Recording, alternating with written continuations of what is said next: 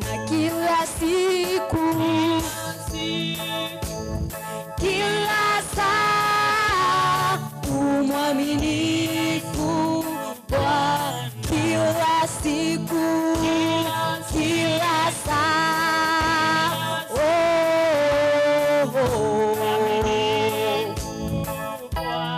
kila siku, kila saa,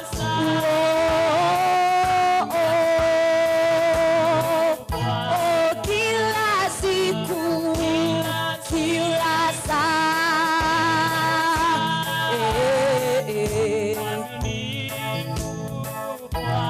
every day, every hour, you are faithful, Jesus. You are faithful, Jesus. Every day, every hour, you are faithful, Jesus. Every day, every day, every hour, you are faithful, oh Lord. We are observing our parish online English service from Kahero, PCA Kahero Church in Mayaihe Parish. And I am Elder Hannah. God has seen me through, and I'm praising Him for that. We are going to start our morning service by singing hymn number 7, What a Friend We Have in Jesus. What a friend we have in Jesus, all our sins and griefs to bear. What a privilege to carry everything to God in prayer. Oh, a peace we often forfeit, oh, needless pain we bear, all because we do not carry everything to God in prayer. Have we trials and temptations? Is there trouble anywhere? We should never be discouraged. Take it to the Lord in prayer. Can we find a friend so faithful, who will our sorrow share? Jesus knows our every weakness. Take it to the Lord in prayer. I greet you this morning. I'm Elder Samuel. I'm born again. Our reading this morning will come from the book of Nehemiah, chapter 2, from verse 1 to 4. And it came to pass in the month Nisan, in the 20th year of Artaxerxes the king, that wine was before him, and I took up the wine and gave it unto the king. Now I had not been before time sad in his presence. Therefore the king said unto me, Why is thy countenance sad, seeing thou art not sick? This is nothing else but sorrow of heart. Then I was very so afraid, and said unto the king, Let the king live forever. Why should not my countenance be sad, when the city, the praise of my father's sepulchres, lay waste, and the gates thereof are consumed with fire? Then the king said unto me, For what dost thou make request? So I prayed to the God of heaven. That's the word of God. God is good, and all the times we really appreciate the goodness of God, and more to it this morning when He has called us together so that we can hear His word, because His word is powerful. His word guides. Let us pray. Dear Lord God our Father, we come before Thy presence. You are opened to our minds and our hearts. You know every of our desire, and more to it this morning. We praise You. We adore who You are, because You've done us great, even giving us an opportunity to live. We thank You, and we know that You're going to speak with us through Your word. In Jesus' name we pray. Amen. And it is yet another great morning that we are gathered here to say that our God lives. And because God lives, he also leaves. The text that we've just read from Nehemiah chapter number 2, verses 1 through 4, says we want to talk about three things. That one, reality do not cheat, and compassion is a must for us, and we must take action. God will be for us at all times. The situation at which Nehemiah was that the Israelite community, already they were under threat by the Babylonians, and we know that they had burnt their walls, they had destroyed the city, and now Nehemiah was not within reach. He was in a different place, and a far end, but he heard about it. And when he heard about it, he had contrition, he had compassion, and he felt that his people will not continue in the same situation when he has already heard about their predicament. Today, we are talking about COVID-19. Everybody is talking about it. But have you heard? Have I heard? That's a question, that's a challenge. Because Nehemiah, when he inquired, how did he heard about the Israelites, that the community, his community, were at siege? The walls were high, had broken down. More to that, the stones were burnt. Meaning, there was no point of restoration. There was no point of reconciliation. It was hard. But when Nehemiah had this, he had passion on it, and he was a cupbearer to the king of the day. He went there and he was sad. He showed that he's concerned. The great questions that we're asking ourselves, with this pandemic, what is your part? Have you taken your position? Nehemiah took his position and said, I will do something about it. Have you taken position to this end? Are you going to do something about it? Do you feel contrite? Do you feel compassionate about it? And Nehemiah said, I'll take charge on it. Though it's a big thing to do, but he said the first step is important. So we might be asking ourselves that and getting worried about it, but I think the first step to do, the first indispensable step to take is to take action. As a church, are we taking action? As a family, are we taking action? What actions do we need to take so that we can take ourselves safe? Staying at home, washing our hands. Those are the common things that have been aired to us. That when we keep to them, then we are safe. Are we doing that? Nehemiah took it to himself and said, I must do something about this. Are you committing yourself to do something about it? Am I committing myself to do something about it? Is the church committing itself to do something about it? That's the first step. That's where we start, because reality does not cheat. It tells exactly what the outcome always tell us about what we need to do. It is quite a challenge. It was a challenge then, but Nehemiah said, I must take action. It is challenging. Some people have been laid off from their jobs. There are a lot of social problems. Almost every wall is broken. Just as Jerusalem was broken, the walls were down, the social walls are now not standing. Economic walls are now all over. They have broken. Intellectual walls, people are not doing exactly what they need to do. But Nehemiah said, it will not be this all the time. I have to take action.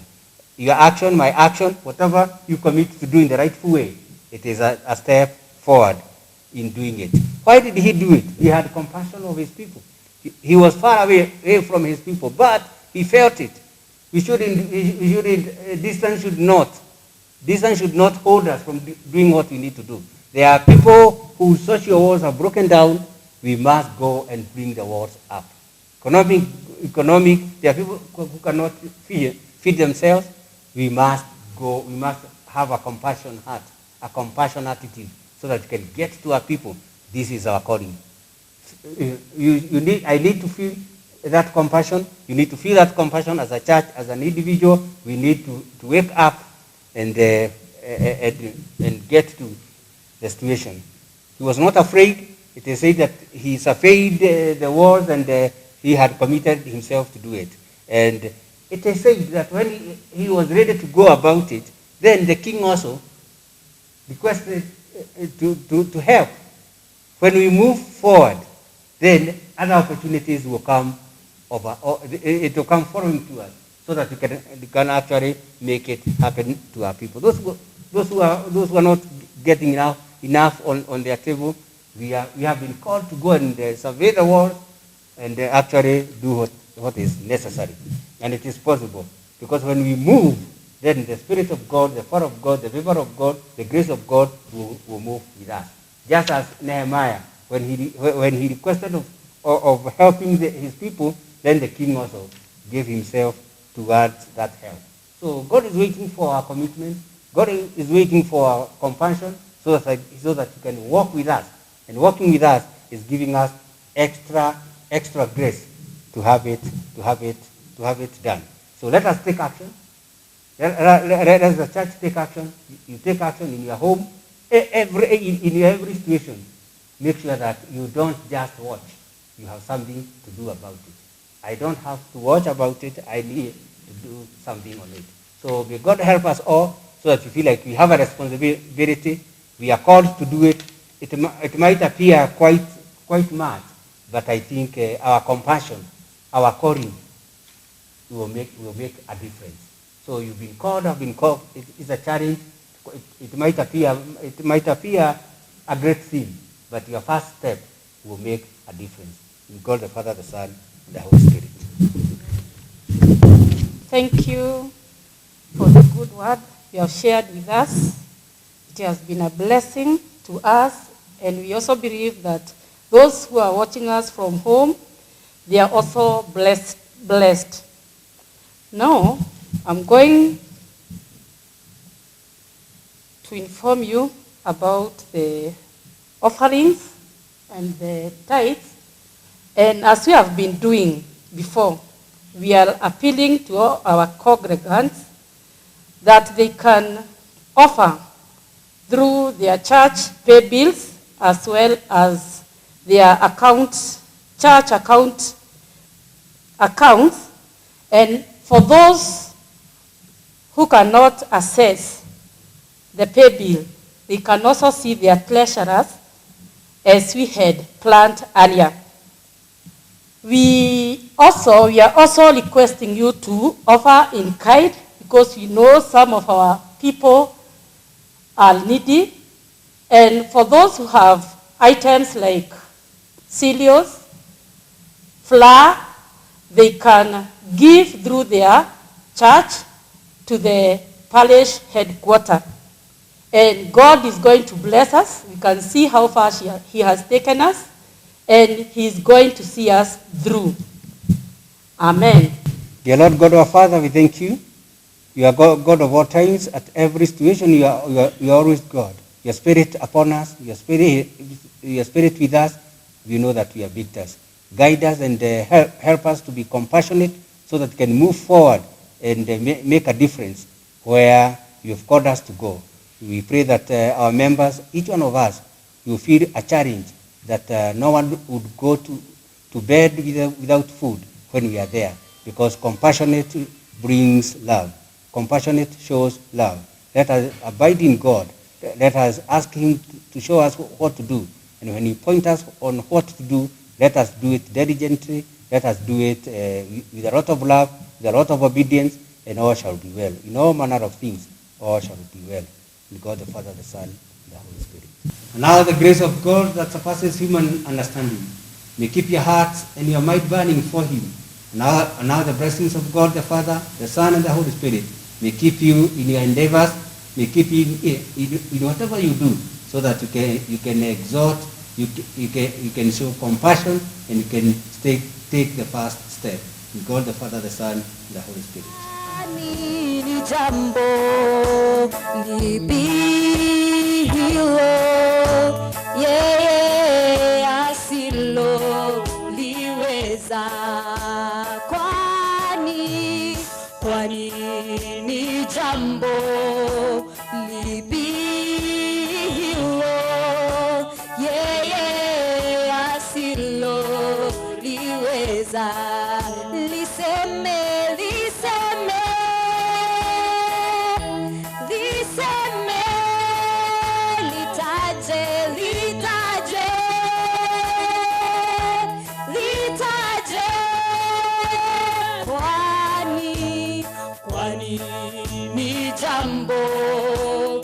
lipi hilo yeye asiloliweza?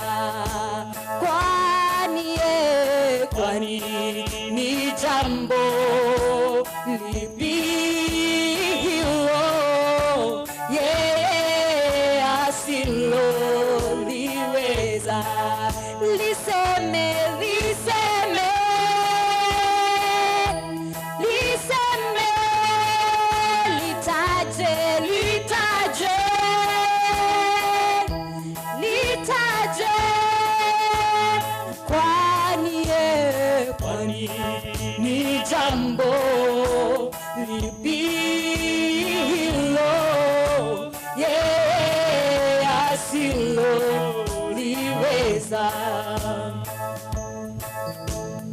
Kwani ni jambo lipi hilo yeye asiloliweza? Sema kwani ni jambo lipi hilo, lipi hilo yeye asiloliweza? Liseme, liseme, liseme, litaje, litaje, litaje, na kwani ni jambo lipi hilo yeye asiloliweza? Kila siku, kila saa, umwaminifu Bwana. Kila siku, kila siku, kila saa, umwaminifu Bwana. Kila siku, kila siku, kila saa, umwaminifu Bwana. Kila siku, kila siku, kila saa, umwaminifu Bwana. Every day, every hour, you are faithful, oh Lord. Every day, every day, every hour, you are faithful, oh Lord. Every day, every day, every hour, you are faithful, oh Lord. Kila siku na kila saa, umwaminifu Bwana. Kila siku, kila saa, umwaminifu Bwana. Kila siku, kila saa, oh,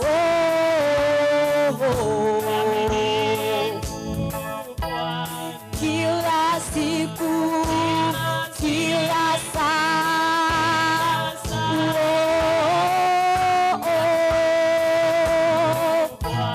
kila siku, kila saa,